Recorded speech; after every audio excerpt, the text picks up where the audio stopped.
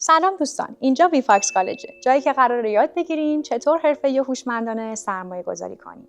باهاتون همراه هستیم با قسمت سوم از سری مجموعه‌های آموزشی ماکرواکونومیک.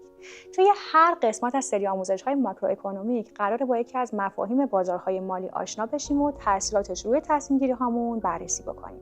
توی ویدیو قبلی با نرخ تورم و بیکاری و تاثیراتش روی تصمیمات فدرال رزرو آشنا شدیم و قدم به قدم بخش‌های مختلف این دو موضوع رو با هم بررسی کردیم.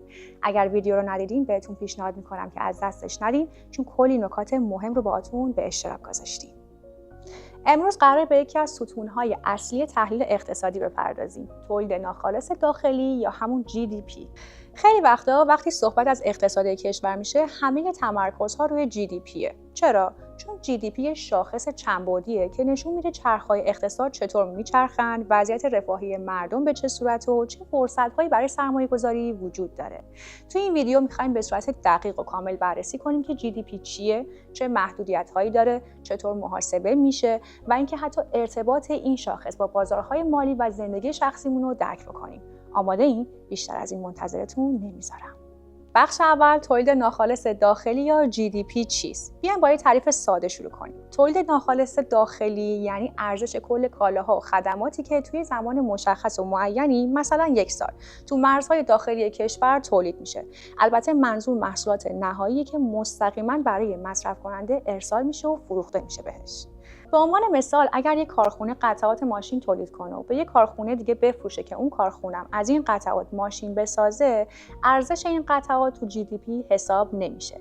فقط ارزش اون ماشین هایی که به دست مشتری میرسه تو GDP لحاظ میشه. چرا GDP مهمه؟ GDP یه نوع عکس برداری از اقتصاد یک کشور در لحظه است که به ما کمک میکنه که بفهمیم اقتصاد یک کشور در حال رشد یا رکوده، مردم اون کشور شغل دارن یا نه، دولت و سرمایه‌گذاران چه تصمیماتی باید بگیرن که اوضاع اقتصادی بهتر بشه.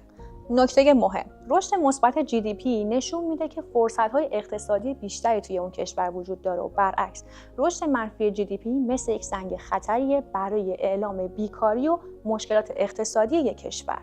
بخش دوم، انواع GDP فقط یک عدد خام نیست و میتونیم از زوایای مختلف بهش نگاه کنیم. این شاخص به 3 نوع اصلی دسته‌بندی میشه.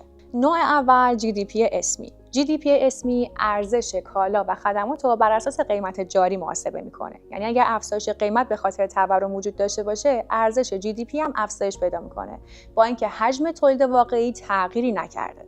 بیاین یه مثال براتون بزنم. اگر تولید داخلی کشور 100 واحد بوده و ارزش هر واحد تو سال گذشته $10 بوده، ارزش GDP هم $1000 محاسبه میشده.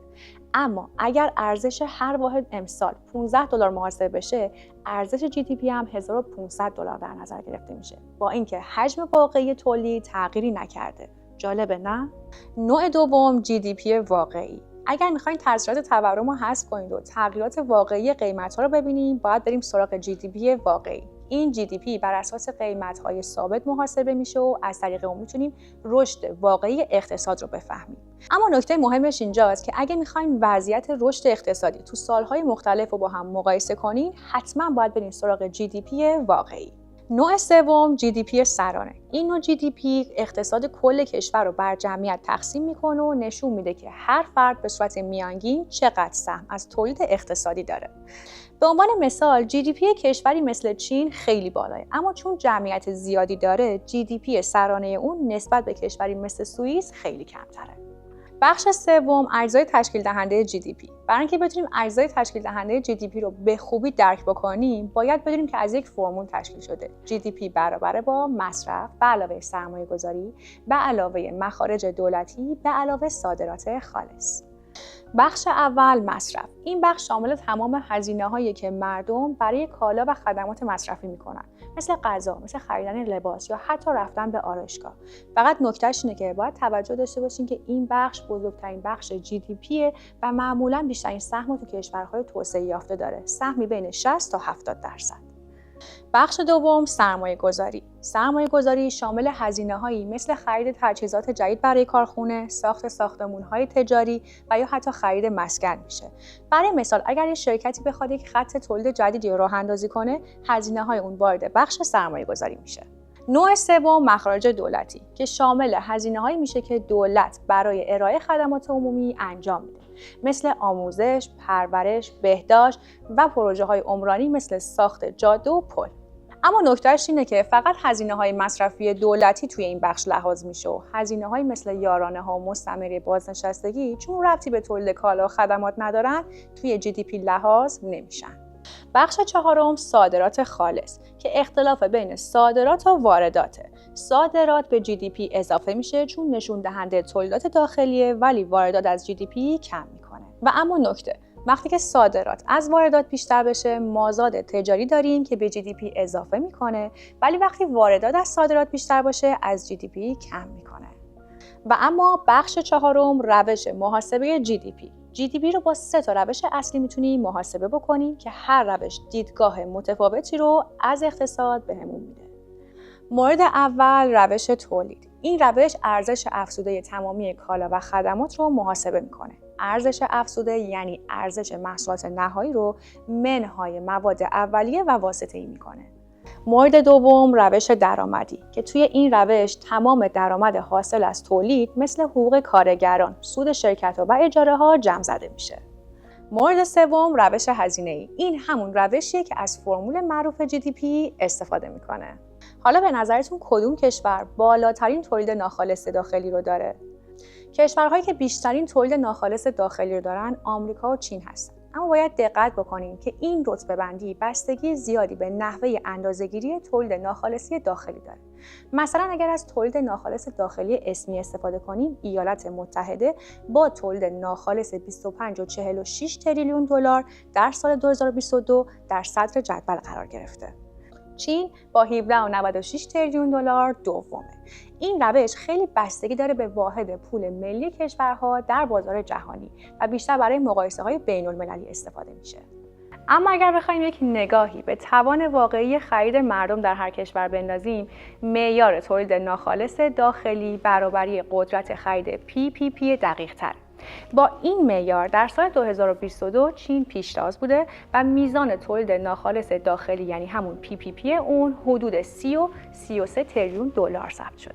این تفاوت نشون میده که هر معیاری میتونه تصویر متفاوتی از اقتصاد کشور باشه. مثلا GDP اسمی برای تحلیل بازارهای جهانی مناسبه و GDP برابری قدرت خرید برای سنجش کیفیت زندگی مردم و اقتصاد واقعی مفیده. حالا سوالی که پیش میاد اینه که آیا واقعا تولید ناخالص داخلی بالا خوبه؟ به طور کلی این تصور وجود داره که کشورهایی که GDP بالایی دارن سطح کیفیت زندگیشون هم بالاتره. اما این همیشه درست نیست. چون ممکنه کشوری GDP بالایی داشته باشه اما این میزان ثروت رو به صورت عادلانه بین مردم تقسیم نکنه. در واقع GDP سرانه این موضوع رو بهتر میتونه نشون بده. برای مثال وقتی که GDP کشور بالا باشه اما GDP سرانه اون پایین باشه یعنی بخش زیادی از ثروت در دست تعداد کمی از افراد جامعه متمرکز و این اصلاً خوب نیست.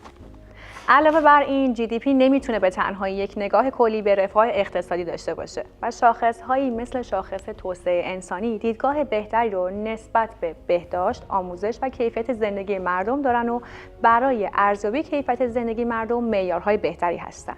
و زمانی که به GDP یک کشور نگاه میکنیم بهتره که در کنارش معیارهای دیگر هم در نظر بگیریم که بتونیم یک دیدگاه بهتری رو نسبت به وضعیت کشور داشته باشیم. و در آخر به این نتیجه میرسیم که GDP یک ابزار فوق‌العاده برای درک وضعیت اقتصادی هر کشوره اما تنها نباید به اون تکیه کنیم و باید یک نگاهی جامع‌تر به بقیه شاخص‌های دیگه هم داشته باشیم. ممنون که تا آخر این ویدیو همراهمون بودین. امیدوارم که این مطالب براتون مفید بوده باشه. اگر ویدیو رو دوست داشتین لایک کنین، برای دوستاتون بفرستین و کانالمون رو سابسکرایب کنین. اگر سوال دارین تو کامنت ها برامون بنویسین. هوشمندانه ترید کنید و موفق باشید.